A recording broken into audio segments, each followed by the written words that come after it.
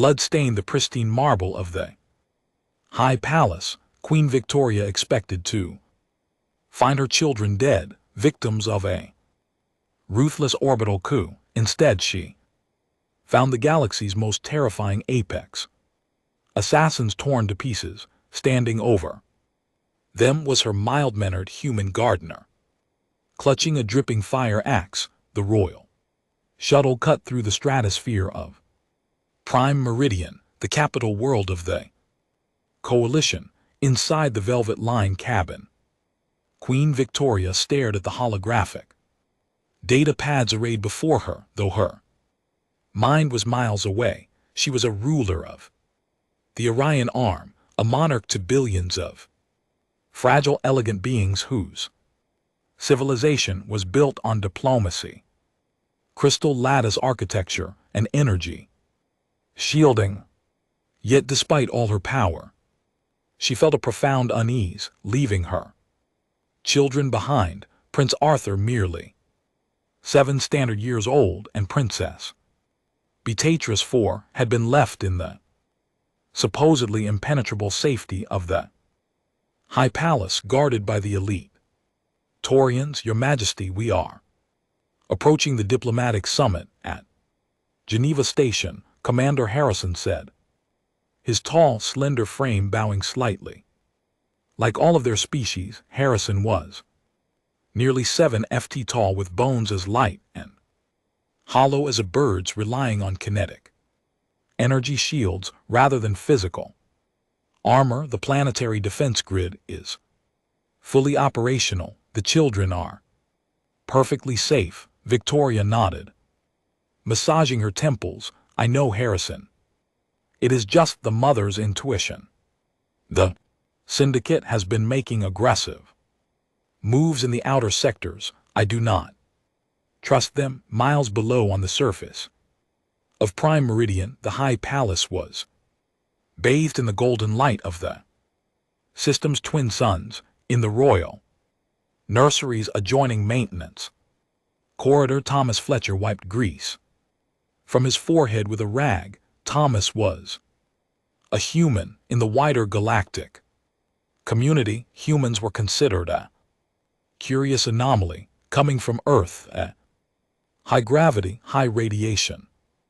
Deathworld humans were short, incredibly dense, and possessed a bizarrely robust muscular-skeletal system. However, they were generally viewed as laborers, mechanics, and engineers rather than warriors. They lacked the elegant biotics of the coalition races.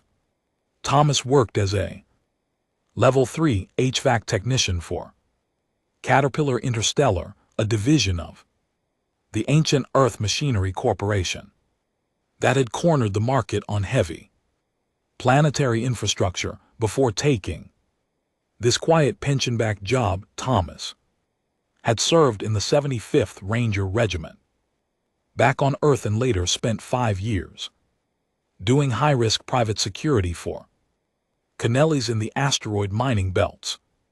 But he had left that life behind. He was 42, tired of being shot at and perfectly content fixing climate control scrubbers in a peaceful palace. He tightened a bolt on the thermal exchanger using a heavy steel wrench. Through the glass partition he could see Arthur and Beatrice playing with anti-gravity blocks. The royal nursemaid, a delicate woman named Genevieve, watched over them. Thomas smiled faintly. He had a daughter back on Earth, working near the royal children made the crushing vastness of space feel a little less lonely.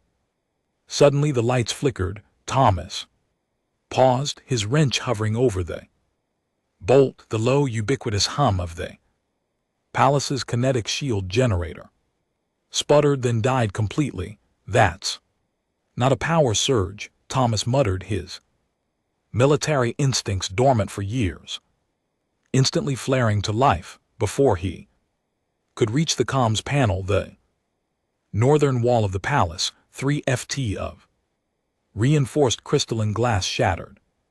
Inward with deafening violence, the shockwave threw Thomas against the steel. Bulkheads of the maintenance shaft, dust, and debris filled the air. The concussion was enough to instantly kill Genevieve, whose fragile biology couldn't handle the sudden atmospheric overpressure. She collapsed, blood leaking from her ears. Arthur and Beatrice screamed, huddled together under a play table. Through the smoke, shadows moved. They were clad in matte black tactical armor, carrying heavy plasma repeaters. It was the Syndicate, led by the infamous mercenary Captain Gideon. The strike team had bypassed the orbital sensors using stealth drop pods. Their goal was simple: assassinate the royal bloodline to plunge the coalition into a war of succession. Thomas peered through the maintenance grate. He saw 4 Syndicate commandos step into the nursery. They moved with predatory grace.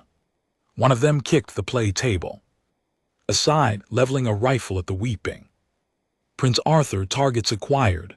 The commando hissed into his radio. Executing. Thomas didn't think. He didn't weigh the political ramifications or calculate the odds. The deep, ancient, terrifying biology of a human being witnessing children in danger overrode his rational mind.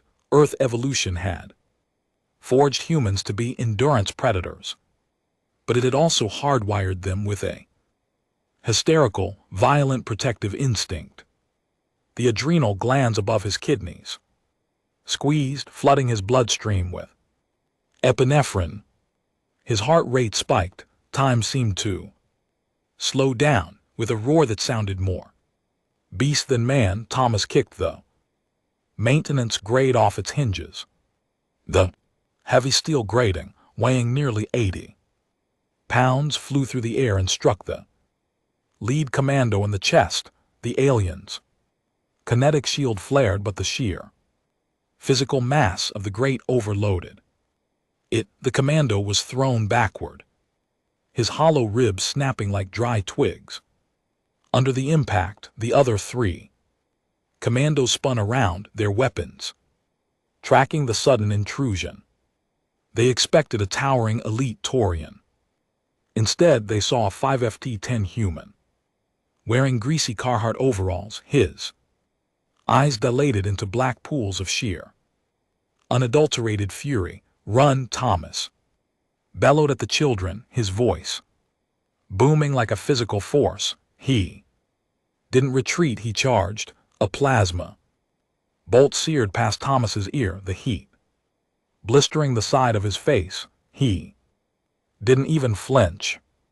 On Earth, humans survive bear attacks, car crashes, and falling debris. In a galaxy where combat was decided by energy output and light-heat shielding, raw kinetic brutality was an archaic nightmare. Thomas closed the distance in a fraction of a second. The second commando tried to bring his rifle to bear, but Thomas swung his heavy steel wrench. The tool, forged from dense earth steel, bypassed the energy shield, which was designed to stop high-velocity energy, not slow massive kinetic strikes. The wrench caved in the side of the commando's helmet. The alien crumpled instantly. The 3rd commando fired, clipping Thomas in the left shoulder. Plasma burned at 10,000 degrees, instantly cauterizing the flesh. It was a wound that would have put a coalition soldier into fatal shock. Thomas merely grunted. The pain only dumped more adrenaline into his system, turning his blood into liquid fire. He dropped the wrench, grabbed the barrel of the commando's rifle, and ripped it out of his hands with terrifying mechanical strength. He spun the rifle around like a baseball bat and smashed the stock into the alien's faceplate.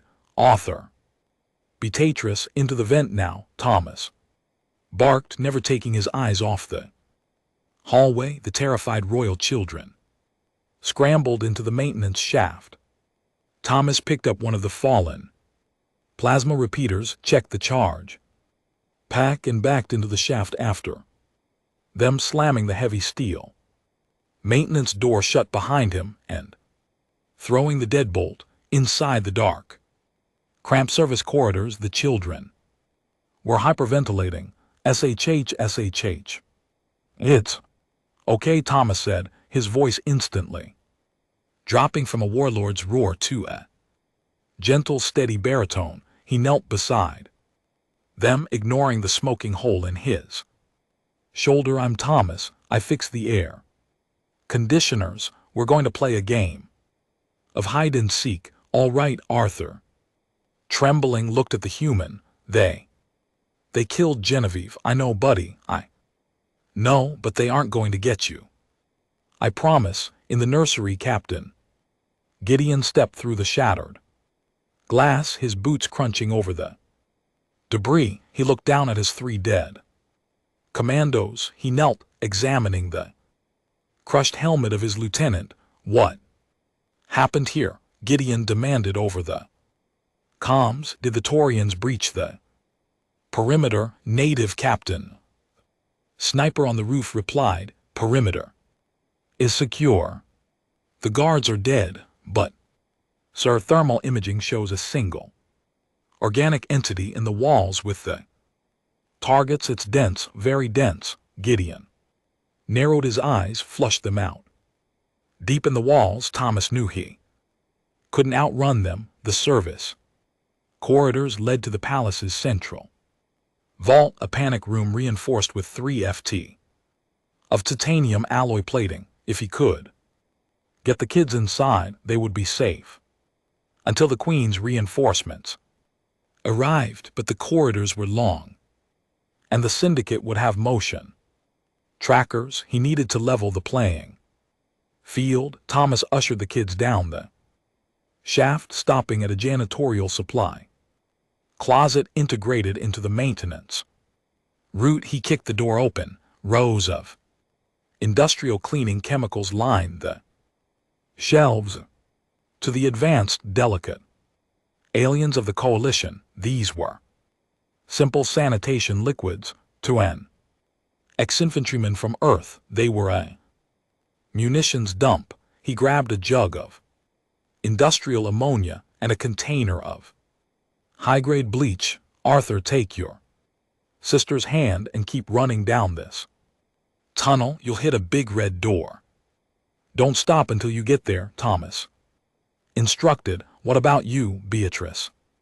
Whimpered, tears streaking her blue-tinted face. I've got some cleaning up to do, Thomas said, offering a strained smile. As the kids ran, Thomas went to work. He mixed the chemicals in a heavy plastic bucket, creating lethal chloramine vapor and mustard gas. He hooked the bucket up to the localized ventilation intake, bypassing the safety valves. Moments later, the heavy metal door at the end of the hall was blown off its hinges. 5 Syndicate shock troops piled into the corridor, their weapons raised. Thomas slammed the ventilation fan to maximum and ducked behind a steel conduit. The toxic gas flooded the corridor instantly. The aliens, whose respiratory systems were highly efficient and delicate, immediately began to choke. Their kinetic shields offered 0 protection against ambient airborne chemicals.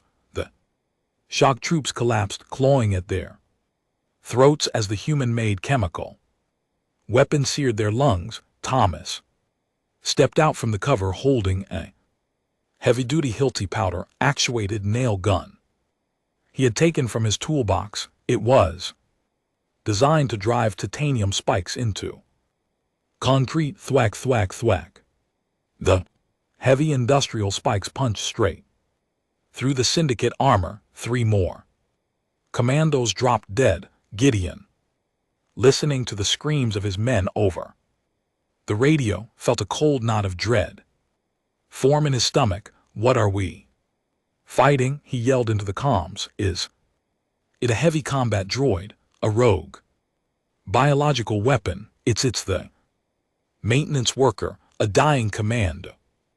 Gasped over the radio, he's a human, Gideon scoffed there. Mechanics, servants push forward, do not let them reach the vault. Thomas was bleeding heavily now. The adrenaline was masking the pain, but he knew his body was taking a toll. He retreated down the corridor, laying traps as he went. He stripped high voltage power cables and laid them across the steel floor grates.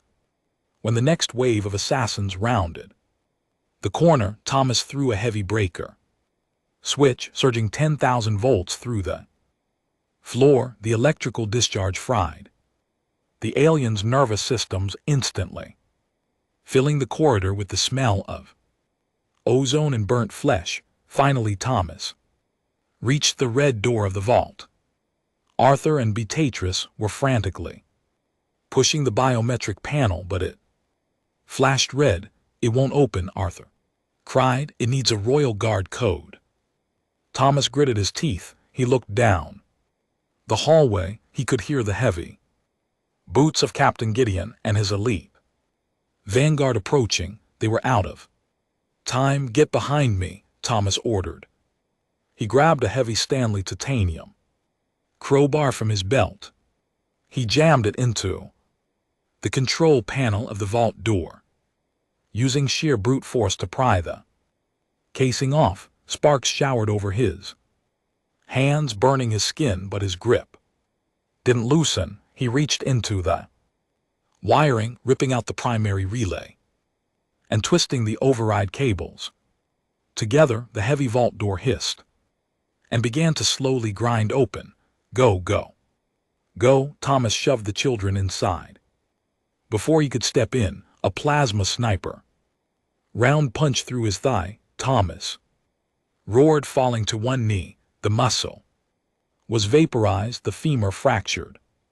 Thomas, Beatrix screamed, reaching out for him. Stay inside, Thomas yelled. He slammed his bloody hand onto the internal lockdown button. The vault door began to slide shut. At the end of the hall, Captain Gideon emerged through the smoke, flanked by 4 towering enforcers. Gideon looked at the human kneeling on the floor, bleeding from half a dozen wounds, unarmed except for a bloody crowbar. You have cost me 20 of my best men, human, Gideon snarled, leveling his plasma repeater. For what? You are just a servant. Thomas slowly dragged himself to his feet, putting all his weight on his good leg. His face was a mask of soot, blood, and primal defiance. He gripped the crowbar with both hands. They're just kids, Thomas whispered, his voice trembling with exhausted rage. And I'm not a servant. I'm a contractor. With a final desperate roar, Thomas launched himself forward into the gauntlet of plasma fire. The Royal Transport ship tore through the atmosphere, ignoring all docking protocols as it slammed onto the High Palace's landing pad. The kinetic dampeners screamed in protest as the ship settled, the ramp lowering before the engines had even fully cycled down. Queen Victoria sprinted down the ramp, her regal robes trailing behind her.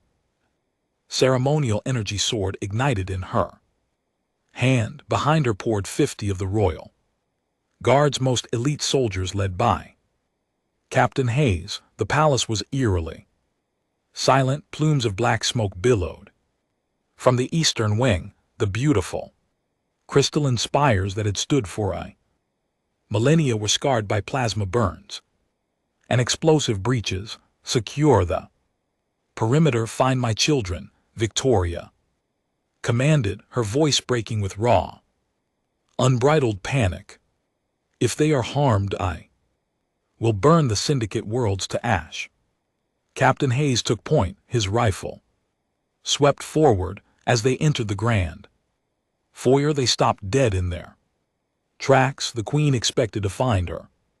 Torian's dead, and she did, but scattered among them were the bodies of the Syndicate assassins, Majesty, Hayes said, kneeling next to one of the black-armored mercenaries. He scanned the body with a medical omni tool.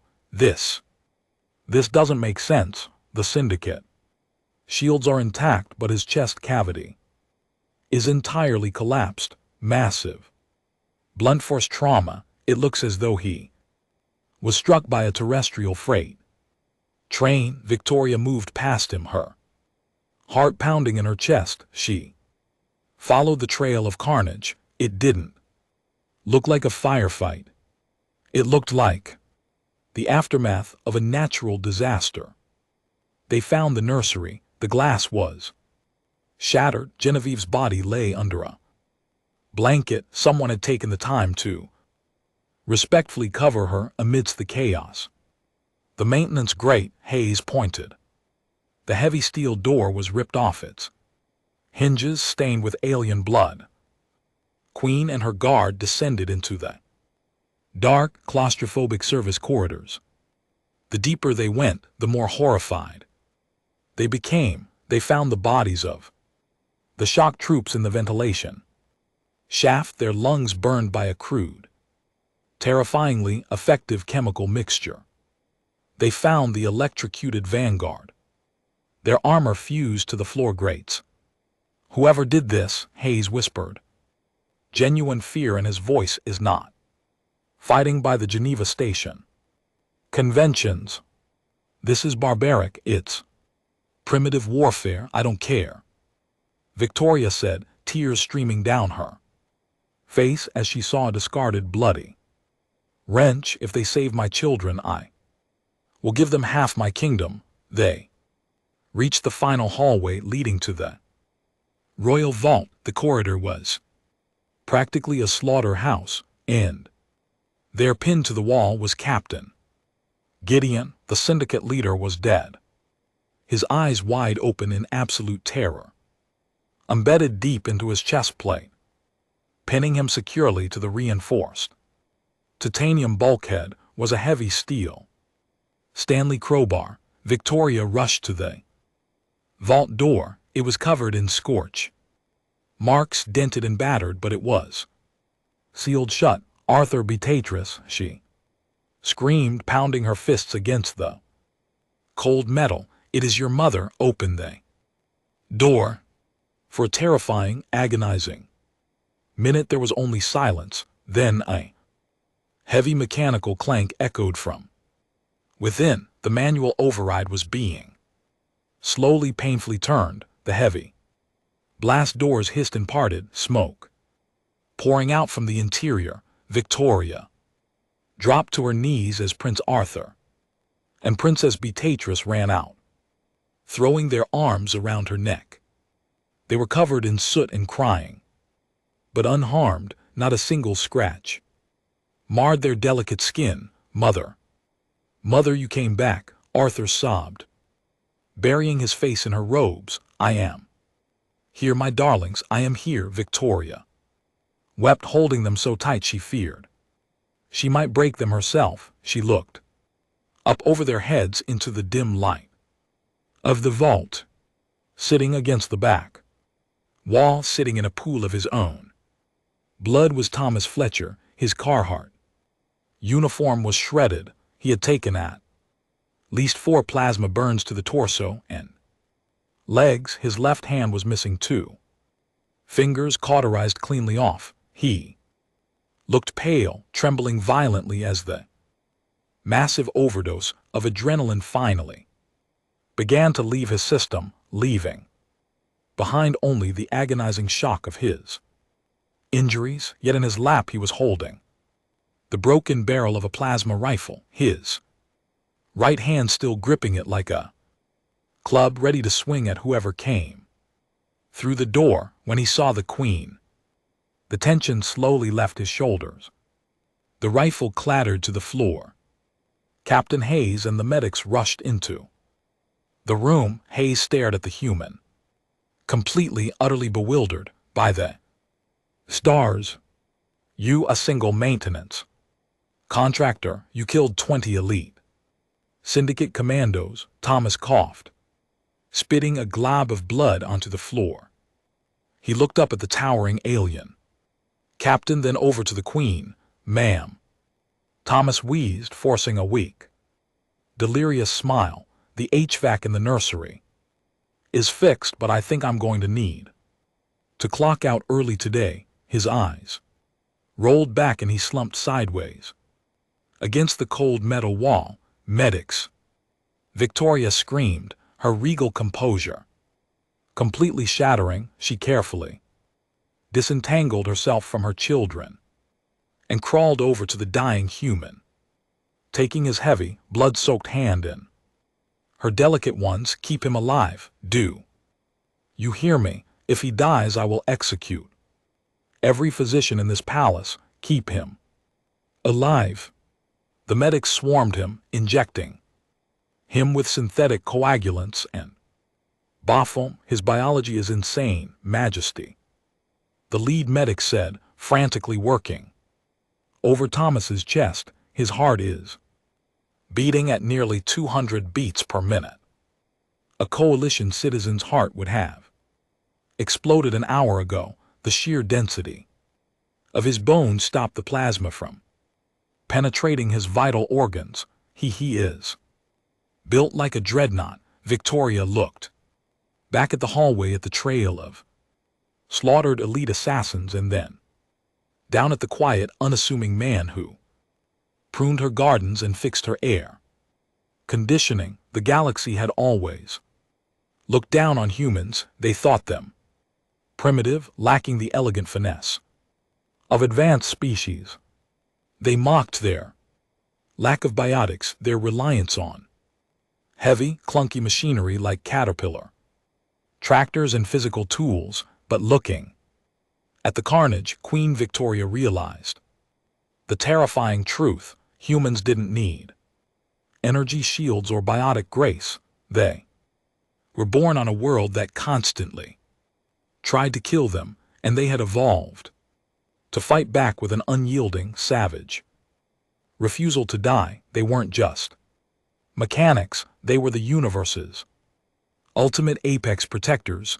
Hold on, Thomas, Victoria whispered softly, pressing her forehead against his grimy, calloused hand. You are going home, I promise you. The Royal Medical Pavilion of Prime Meridian was a marvel of coalition engineering.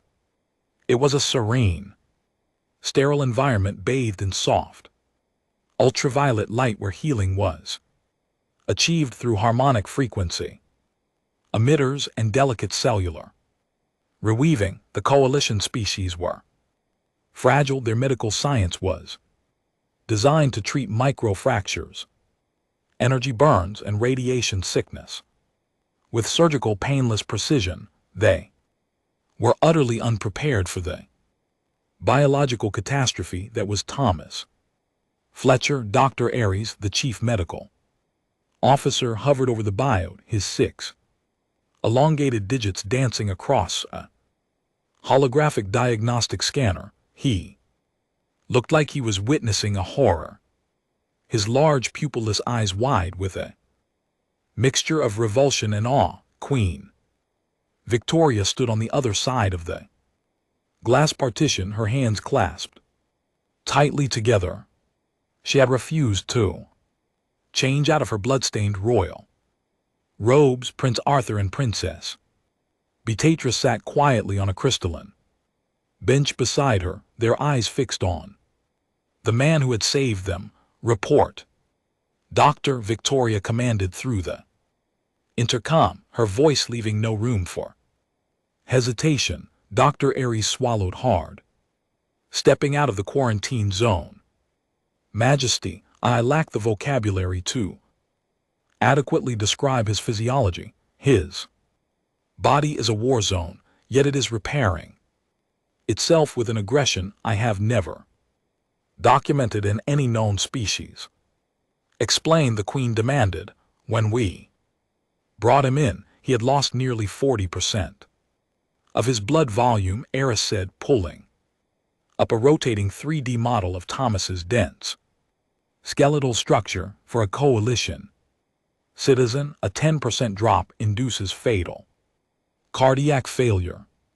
His heart simply beat harder. Furthermore, his blood does not flow like ours. It is thick with heavily nucleated cells that instantly began creating a crude physical barrier over his wounds, a biological concrete, if you will. The humans call them platelets.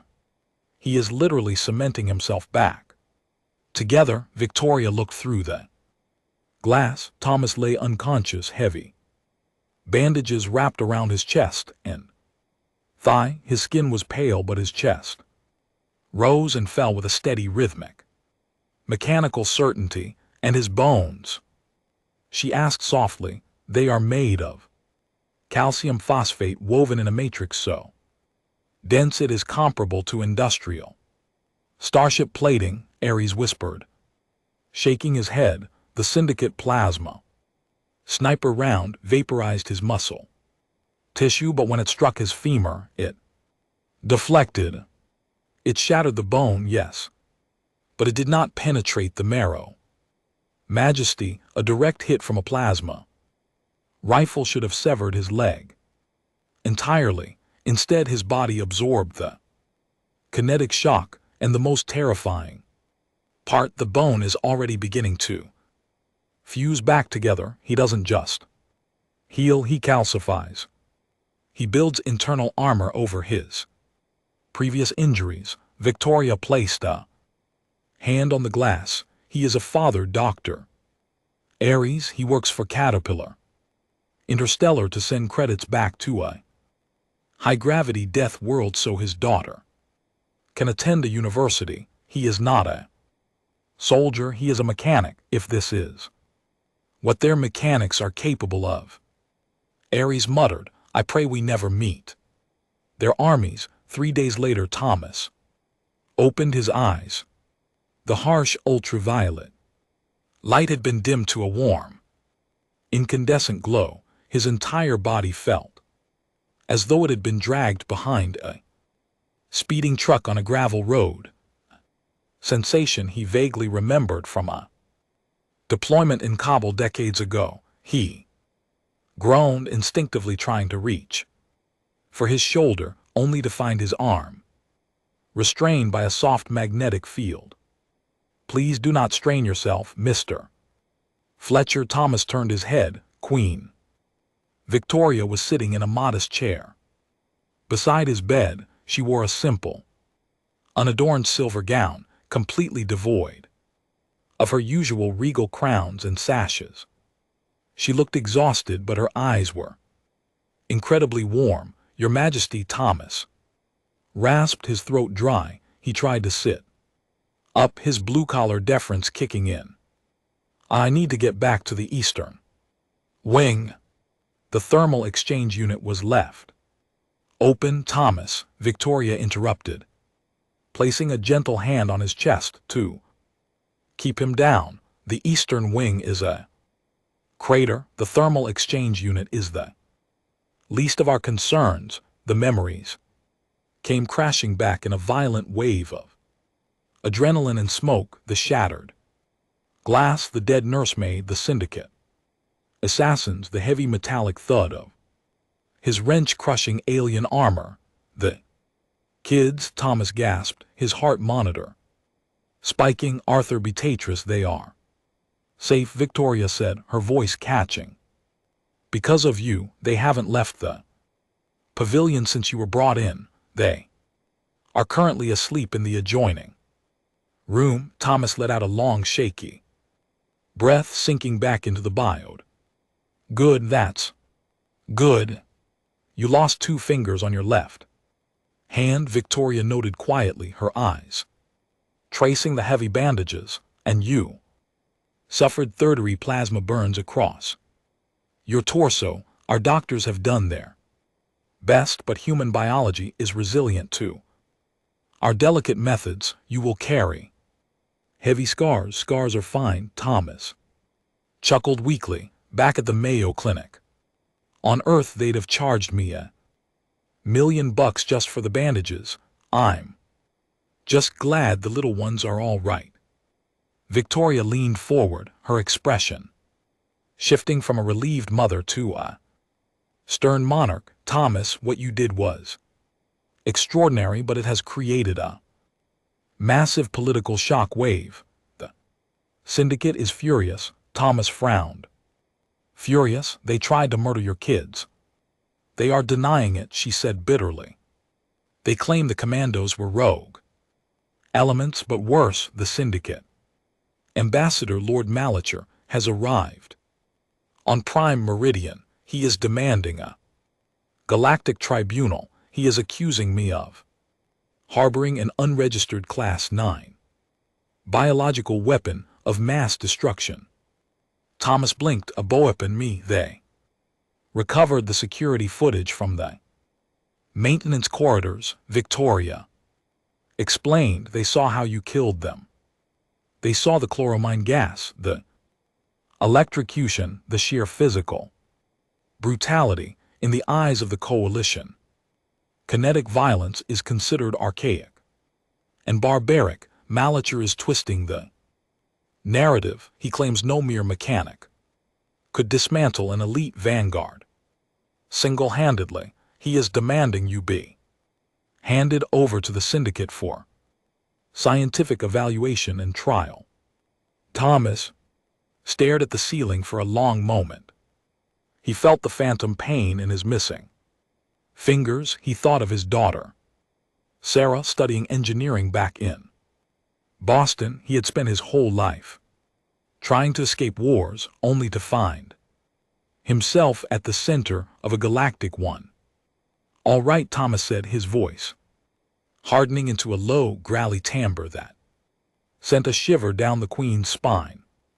When is the hearing? Tomorrow, Victoria said, but you will not attend. I will not allow it. You are under my royal protection. With respect, Your Majesty, Thomas said, hitting the release button on his magnetic restraints with his good hand. He slowly swung his legs over the edge of the bed. His muscles screamed in agony, but he forced himself to stand, gripping the rail of the bed with white knuckles.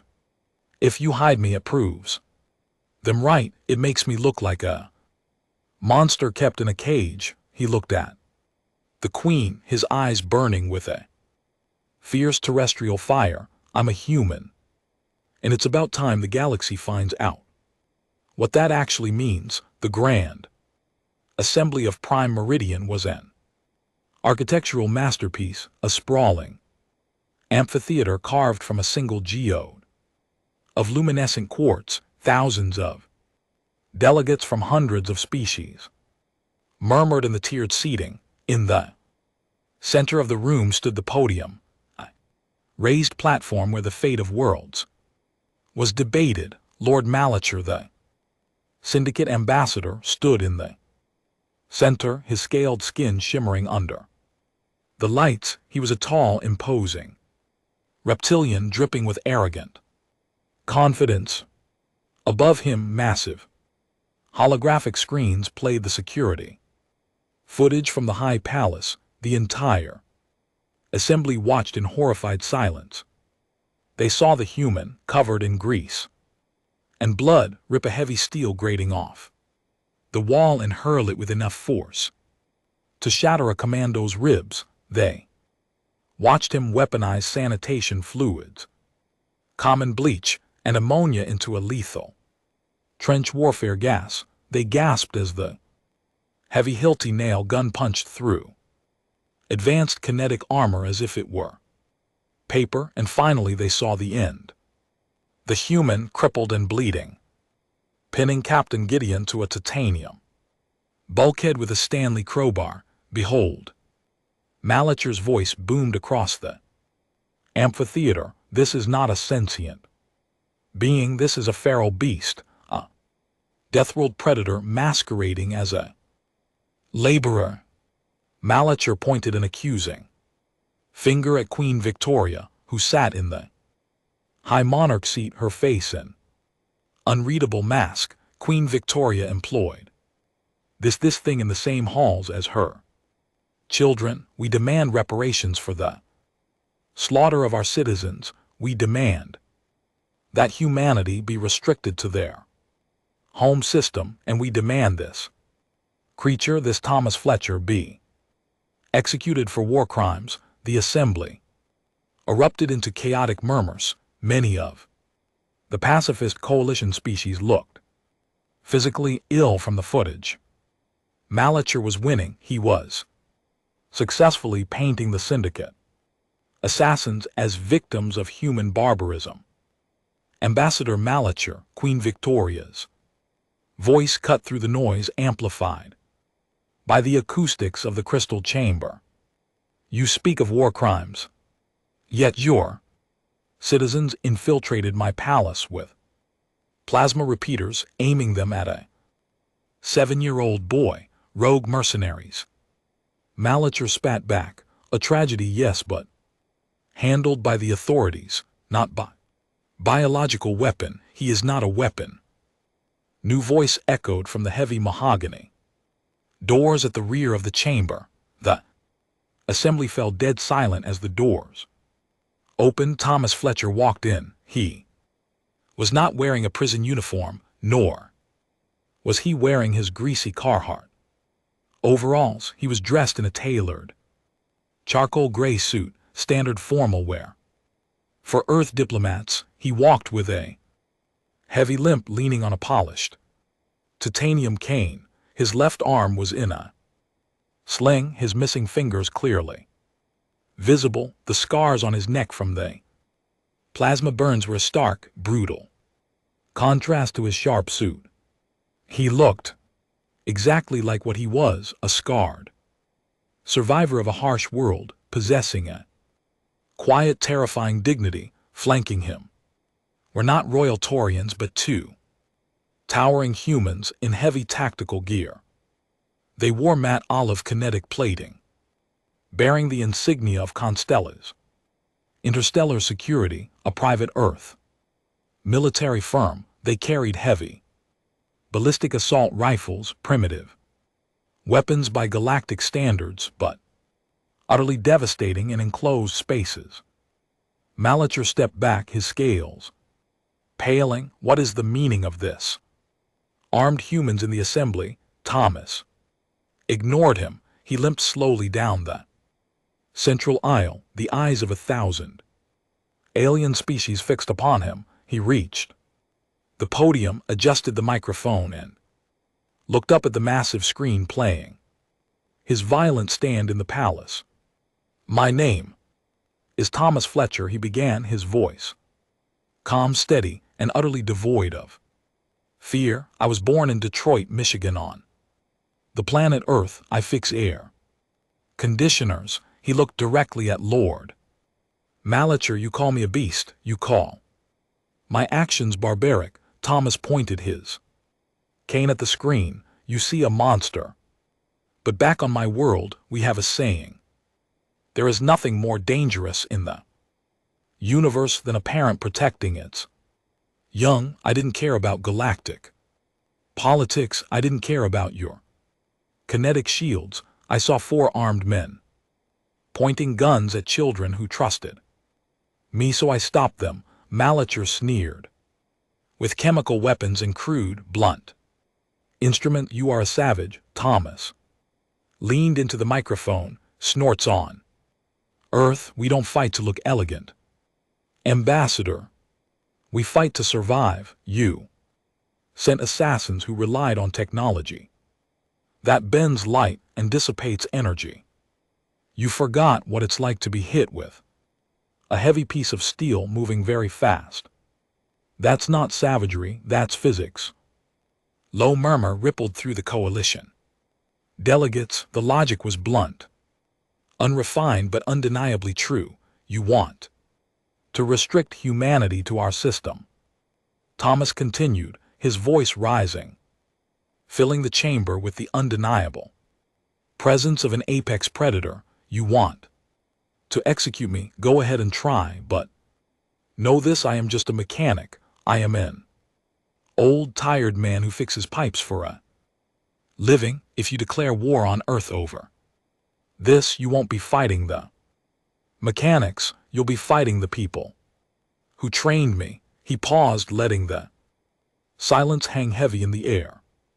And I promise you, Thomas whispered, terrifyingly cold edge to his voice, you don't want to meet them. Queen Victoria stood up. Her presence commanded the immediate attention of the room. The tribunal has heard the evidence, Victoria declared. The syndicate sent murderers to my home. A human stopped them, therefore I reject the ambassador's demands in their entirety. Malachar hissed, his frills flaring. This is an outrage. You risk fracturing the coalition. Your Taurian guard is weak. Victoria, who will protect your borders when the syndicate retaliates? Victoria smiled. It was a cold, calculating smile. You assume I am relying on the Taurians, Ambassador, she said smoothly. She pressed a button on her console. The massive holographic screens shifted from the security footage to a live feed of Prime Meridian's orbital space. Emerging from hyperspace jumps were massive, blocky, unelegant ships. They were built from dark gray titanium, bristling with heavy rail guns, missile pods, and thick ablative armor. They were purely functional, incredibly heavily armed, and distinctly human. Emblazoned on their hulls were the logos of Earth's most formidable defense contractors: Lockheed Martin, Stellar, General Dynamics, and Academ. During Mr. Fletcher's recovery, Queen Victoria announced, her voice ringing with absolute authority, I opened diplomatic channels with the United Nations of Earth. I have signed a new exclusive defense contract. The High Palace will no longer be guarded by energy shields alone. She looked down at Thomas with profound respect. Humanity is no longer classified as mere laborers within the coalition. Effective immediately, they are the vanguard of the royal fleet. They are our shield, and if the syndicate takes one step across our borders, they will be our sword. Malachar stared at the orbital feed, watching the massive human dreadnoughts lock into defensive formation around the planet. The sheer kinetic firepower in orbit was enough to crack the planet's crust. He swallowed hard, realizing he had not only failed to assassinate the royal bloodline, but he had just inadvertently unleashed the most dangerous species in the galaxy upon his own people. Without another word, the syndicate ambassador turned and fled the assembly chamber. The hall erupted into cheers. The coalition species, long terrified of the syndicate's shadow, finally saw a protector they could rally behind. Thomas stepped down from the podium. As he walked back up the aisle, the alien delegates, beings of light, crystal, and elegance, parted for him, bowing their heads in profound reverence. He wasn't just a mechanic anymore. He was the man who had drawn a line in the sand with a wrench and a crowbar. At the top of the stairs, Queen Victoria stood waiting, holding the hands of Prince Arthur and Princess Beatrice. The children broke away from their mother and ran to Thomas, hugging his good arm. Thomas smiled, dropping his cane to run his hand through Arthur's hair. You did it, Thomas. Arthur beamed. We did it, buddy. Thomas replied softly. Victoria approached him, pulling a small, heavy silver medal from her robes. It bore the crest of the High Palace. She pinned it to the lapel of his suit. I cannot give you half my kingdom, Sir Thomas, Victoria said softly. a tear glistening in her eye, but you have my eternal gratitude and your daughter's university tuition at MIT has been paid in full courtesy of the Royal Treasury. Thomas paused, his stoic demeanor finally cracking just a little. A genuine relieved smile spread across his scarred face. Thank you, Your Majesty, he said. He looked over his shoulder at the massive human warships lingering in the sky above the crystal city. I guess I won't be fixing the air conditioning anymore. No, Victoria smiled.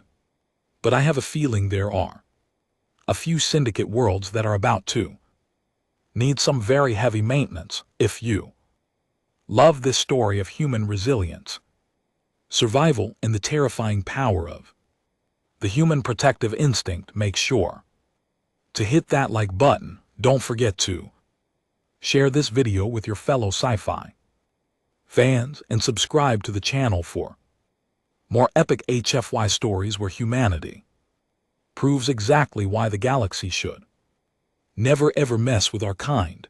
Drop comment below on what you want to see the human mechanics conquer next. Hi, my name is Tran Chuang, the owner and manager of Palace Truths. After watching the video, the Queen came home to an attack and found a human servant saving her children. I'd really like to know what you think. How did the story make you feel?